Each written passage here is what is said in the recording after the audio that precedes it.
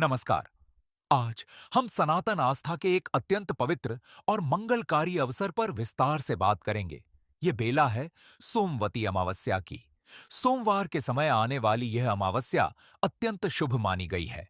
प्रकृति और आत्मा के मिलन का यह परम समय है। मौन रहकर तप करना, स्नान करना और पुण्य कमाना इस काल का मुख्य लक्ष्य है। प्रातःकाल उठकर पवित्र सरिताओं या सरोवरों में स्नान करना अत्यंत फलकारी है। स्नान के उपरांत सूर्य नारायण को जल अर्पित करें। तत्पश्चात शिव और शक्ति की उपासना करें। इस बेला पर पीपल के वृक्ष की परिक्रमा का विशेष महत्व है। पीपल के वृक्ष में ब्रह्मा, विष्णु और महेश का वास माना गया है। वृक्ष के समीप जाकर जल, पुष्प और अक्षत अर्पित करें। उसके पश्चात 108 बार परिक्रमा करें। यह परिक्रमा जीवन के संताप हर लेती है और घर में सुख शांति लाती है। पितृ की शांति के लिए तर्पण करने से जीवन की हर रुकावट समाप्त होती है। अब हम इस पवित्र काल की सबसे प्रचलित और महान कथा सुनेंगे। प्राचीन काल में एक अति संपन्न साहूकार था। उसकी एक अत्यंत रूपवान और सर्वगुण संपन्न कन्या थी। एक बार एक ज्ञानी संत उनके घर आए। कन्या की रेखाएं निहार कर संत ने एक चिंताजनक बात कही। उन्होंने कहा कि इस कन्या के भाग्य में विवाह के पश्चात पति का सुख नहीं है। यह सुनकर साहूकार और उसकी पत्नी अत्यंत व्याकुल हुए। साहूकार ने संत से उपाय पूछा। संत ने कहा, एक अत्यंत पवित्र स्त्री है जिसका नाम सोमा है। वह अपने आचरण और तपस्या के लिए विख्यात है। अगर वह स्त्री इस कन्या को अपना आशीष सौंपे तो कन्या का भाग्य परिवर्तित हो सकता है।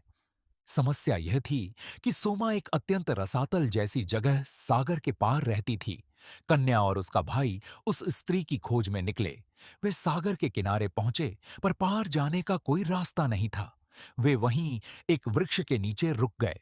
उस वृक्ष पर एक चील के बच्चे थे जिन्हें प्रायः एक सर्प खा जाता था। उस काल कन्या ने अपने चातुर्य से उस सर्प को मार गिराया और चील के बच्चों की रक्षा की।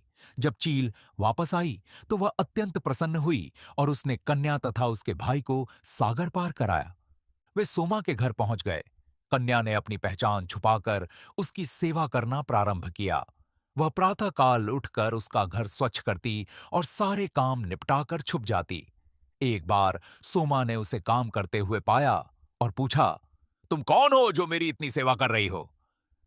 कन्या ने अपने ऊपर आए शाप की सारी कथा सोमा को सुनाई। सोमा का मन करुणा से भर गया। वह जानती थी कि इस कन्या को सौभाग्यवती बनाने का केवल एक ही उपाय है, अपने स्वयं के पुण्य और सुहाग का प्रताप इस कन्या को सौंपना। सोमा ने निस्वार्थ भाव से अपना सौभाग्य उस कन्या को सौंप दिया। परंतु इस महान त्याग का परिणाम यह हुआ कि सोमा के अपने स्वामी के प्राण संकट में आ गए। पुण्य छिन जाने से उसके स्वामी चेतना शून्य हो गए। यह आभास होते ही सोमा तुरंत अपने घर की ओर भागी। मार्ग में उसे एक पीपल का वृक्ष मिला। वह बेला सोमवार की अमावस्या की थी। ये ज्ञात होने पर कि पीपल के वृक्ष में श्री हरि का वास होता है, सोमा ने अपनी आस्था एकत्र की।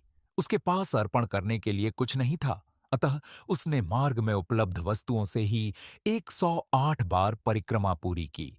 उसने सच्चे मन से प्रार्थना की। उसकी इसी सच्ची तपस्या और परिक्रमा के प्रताप से उसके स्वामी को पुनः नव जीवन प्राप्त हो गया। तभी से यह मान्यता प्रचलित हो गई कि जो भी स्त्री सोमवती अमावस्या के काल में पीपल के वृक्ष की 108 बार परिक्रमा करती है, उसके पति की आयु लंबी होती है और उसके परिवार में हमेशा मंगल बना रहता है। ये कथा हमें निस्वार्थ सेवा, त्याग और विश्वास का महत्व समझाती है। ऐसी ही और पावन कथाएं और सनातन ज्ञान सुनने के लिए मेरे चैनल मंत्र ध्यान रिदम्स को सब्सक्राइब करें। इस पावन बेला का पूर्ण लाभ उठाएं और अपने जीवन को सकारात्मक ऊर्जा से भर लें।